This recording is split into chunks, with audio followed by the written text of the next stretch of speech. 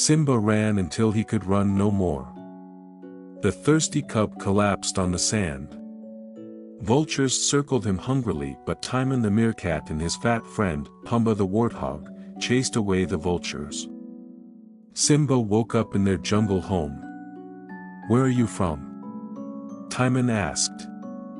Simba sighed. "It doesn't matter. I can't go back." "What did you do, kid?" Pumbaa wondered.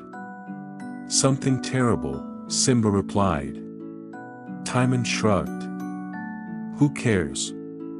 You've got to put the past behind you." Hakuna Matata. "What?" Simba asked. Hakuna Matata, Timon repeated. "It means no worries. That's the motto we live by. And here's what we live on." Timon showed Simba a wiggly insect. Simba watched Pumbaa eat a grub. "Slimy, but satisfying," the warthog said with a burp. Simba frowned, but he ate the big grub. Then the cub smiled and said, "Hakuna Matata." In the months that followed, Simba ate many grubs and grew into a full-sized lion.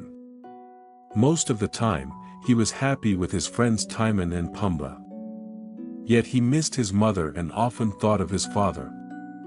One night, as they gazed up at the stars, Simba remembered what his father had told him. He wondered if the great kings of the past really were looking down from those stars. Simba felt very alone.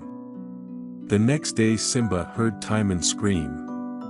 The young lion raced to the rescue. A hungry lioness was about to pounce on Pumbaa, who was stuck under a log. Timon bravely was trying to protect him. Simba gave a mighty roar and leaped at the lioness.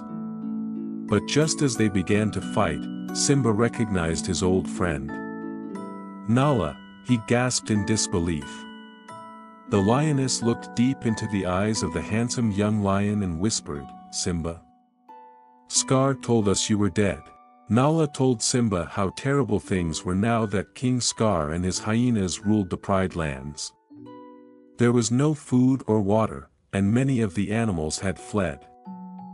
"But you can come back and become king.